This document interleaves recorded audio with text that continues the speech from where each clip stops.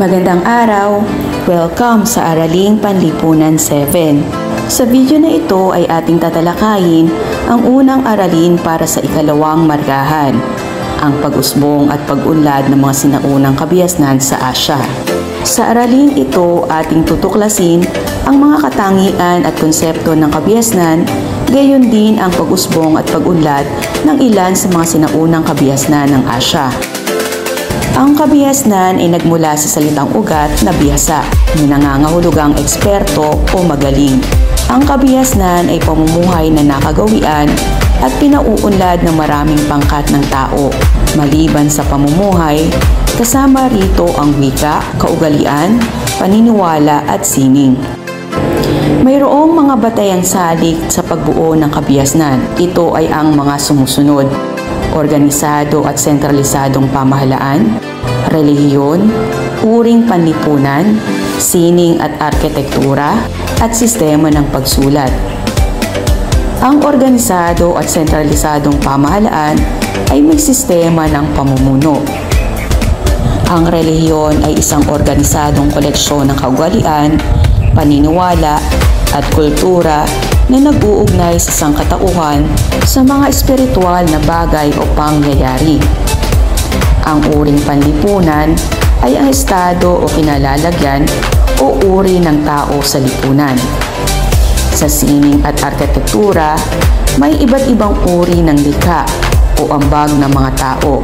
Halimbawa nito ay isang gusali. Ang sistema ng pagsulat ay kung saan ang kaalaman o mga ideya ng tao ay isinasalin sa pamamagitan ng mga titik at simbolo. Sa makatuwid, ang kabihasnan ay nakabatay sa pagkakaroon ng organisadong pamahalaan, relihiyon, pag-uuri sa lipunan, sining at arkitektura, at sistema ng pagsusulat. Ang kabihasnang Sumer. Ang Mesopotamia ang kinilala bilang cradle of civilization dahil dito umusbong ang unang sibilisadong lipunan ng mga tao. Matatagpuan ang Mesopotamia sa gitnang silangan na tinawag na Fertile Crescent ng kasalukuyang Iraq. Ito ay isang arko ng matabang lupa na naging tagpuan ng iba't ibang grupo ng tao mula sa Persian Gulf hanggang sa dalampasigan ng Mediterranean Sea. Sa lugar na ito matatagpuan ang ilog ng Tigris at Euphrates, kung saan umusbong ang kabihasnan. Ang mga lungsod na umusbong sa Mesopotamia. Noong panahong Neolitiko, natatag ang ilang pamayanan sa labas ng rehiyon ng Mesopotamia na pawang mga pamayanang agrikultural. Nagkaroon ng malawakang pagtatanim ng trigo at barley sa mga lugar na ito. At pinaniwalaan din na natuto silang mangaso at mag-alaga ng mga hayop. Subalit hindi rin nagtagal ang mga naturang pamayanan dahil sa salat ang kapaligiran upang mapunan ang pangangailangan ng mga pamayanan na ito. Tanging ang kasagutan sa mga suliranin na ito ng pamayanan ay ang matabang lupa ng Tigris at Euphrates, kung saan umusbong ang kabihasnang Sumer na itinuring na pinakamatanda at pinakaunang kabihasnan sa daigdig. Dito nagsimula ang pag-usbong ng iba't ibang lungsod na makikita sa timeline chart sa ibaba. Mga lungsod na umusbong sa kabihasnang Sumer. Sa usaping pamumuhay ay may kanya-kanyang espesyalisasyon ang mga Sumerian na naging hudyat ng pag-uuri ng tao sa lipunan. Makikita ang diagram na nagpapakita ng pagpapangkat ng tao. Nariyan ang mga tinatawag na haring pari. Sila ang leader espiritual at politikal. Sila din ang tagapamagitan ng tao sa Diyos. Susundan ng mga mangangalakal, artisano at mga scribe. At ang pinakamababa ay ang magsasaka at mga alipin. Nagkaroon din ang kabihasnang Sumer ng sistema ng pagsulat na tinawag na cuneiform, kung saan ay naitatala ng mga scribe sa mga clay tablet ang mga mahalagang pangyayaring nagaganap. Subalit sa kabila ng kanilang kaunlaran na ito, hindi naiwasan na may mga grupo na nainggit sa natamo nilang pag-unlad, dahilan upang sakupin ang kanilang lupain na nakapagpabagsak sa kanilang kabihasnan. Ang paglitaw ng mga imperyo sa Mesopotamia. Ang Imperyong Akkadian. Si Haring Sargon ay isang mananalakay buhat sa Akkad ay nagtatag ng lungsod-estado para magkaisa ang mga mamamayan. Pinalawak niya ang teritoryo ng Akkad bilang pinuno sa pamamagitan ng pagsakop sa mga digmaan. Naging mahina ang kanilang sistema ng pagtatanggol sa kanilang teritoryo, kaya madali silang nasalakay ng mga mananakop. Nagkaroon din ng kawalan ng tiwala sa mga namumuno, kaya ninais ng ilang mga mamamayan na lumikas na lamang sa lugar. Ang Imperyong Babylonian. Pinalawak ni Hammurabi ang kanyang kaharian na umabot sa Golfo ng Persia. Isinabatas niya ang kodigo ni Hammurabi na naging pamantayan sa wastong pamumuhay ng mga taga-Babylonia. Simula nang pumanaw si Hammurabi, naganap ang pag-atake ng iba't ibang grupo at nagtatag ng pamayanan ang mga Hittite sa Babylonia. Ang Imperyong Assyrian. Itinatag ni Tiglath-Pileser ang Imperyong Assyrian matapos niyang magapi ang mga Hittite. Si Ashurbanipal ang isa sa mga haring kinakitaan ng maayos na pamamahala. Sila rin ang unang pangkat ng mga tao na nakabuo ng epektibong sistema ng pamumuno sa imperyo. Gamit ang dahas at bakal, lumakas ang pwersa at estratehiya ng mga Assyrian. At dahil sa kalupitan ng pamumuno, nagkaisa ang mga taga-Chaldea, Medes at Persia noong 612 BCE na itaboy ang mga Assyrian. Ang Imperyong Chaldean. Sa pamumuno ni Nabopolassar, itinatag niya ang Imperyong Chaldean matapos pangunahan ang pag-aalsa laban sa Assyria. Tuluyang nagapo ni Nebuchadnezzar II, anak ni Nabopolassar, ang natitirang hukbo ng Assyria. Ang grupo ng Chaldean at Medes ay nagsanib laban sa mga Assyrian para muling maging sentro ng kapangyarihan ang Timog Mesopotamia o ang Babylon. Kaya itinuring din ng imperyong ito na Babylon II. Sa ilalim ng pamumuno ni Nebuchadnezzar II, muling sumigla ang Babylonia at nabawi nito ang dating kadakilaan.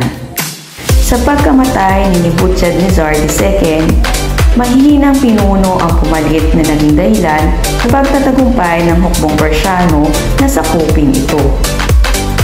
Ang mga imperyong nabuo sa labas ng Mesopotamia. Ang Imperyong Lydian. Ang trono ng mga hari sa Lydia ay matatagpuan sa kabisera nito, ang Sardis, na nasa kanluran ng bahagi ng Asia Minor, na kilala ngayon bilang bansang Turkey.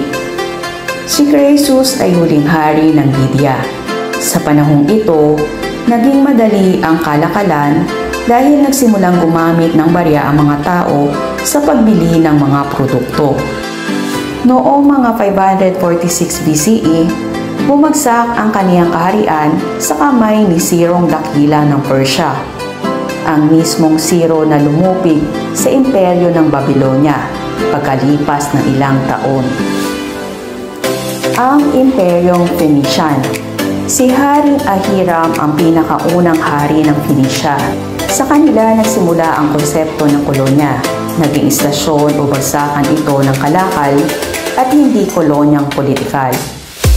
Sila ang tinaguriang tagapagdala ng kabiasnan dahil hindi lamang mga produkto ang kanilang naibahagi, kundi ang pamumuhay din ng mga tao sa kanilang mga lugar na napuntahan. Hindi napagtuunan ang pagpapatatag ng pamahalaan at sandatahang lakas. Ang Imperyong Hebreo. Ang mga Hebreo ay ang kauna-unahang pangkat na nagtaguyod ng paniniwala sa iisang Diyos. Ang kasaysayan nila ay nakapaloob sa unang 5 aklat ng lumang tipan ng Biblia. Ito ay nagmula sa angka ni Abraham. Ang pamamahala ay ayon sa utos at pakikipag-ugnayan ng Diyos sa kanila. At ang pumipili ng magiging pinuno nila ay ang Diyos. Si Haring Saul ay unang hari ng mga Hebreo. Nang di sumunod si Saul sa kautusan ng Diyos at naghangad ng kapangyarihan, hindi napunta sa kanyang anak ang pamamahala kundi kay David. Sumunod sa kanya si Solomon na nagtayo ng templo sa Jerusalem. Ang mataas na pagpataw ng bungis ni Haring Rehoboam ang naging dahilan ng pagre-rebelde ng mga anak ni Solomon na nagdulot ng pagkakawatak-watak ng mga Hebreo.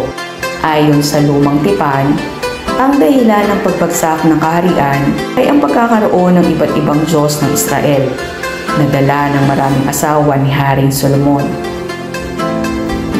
Ang Imperyong Hittite.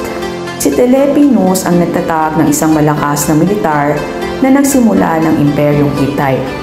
Dahil sa paggawa ng kagamitang gawa sa bakal, naging madali at mabilis sa kanila ang pananakop ng iba't ibang imperyo.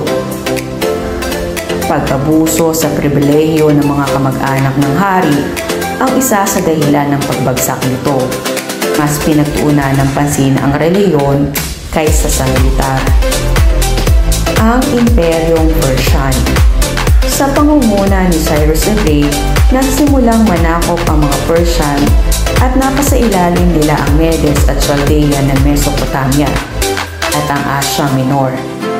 Sa pamumuno ni Darius the Great, umabot ang sakop ng Persian hanggang India.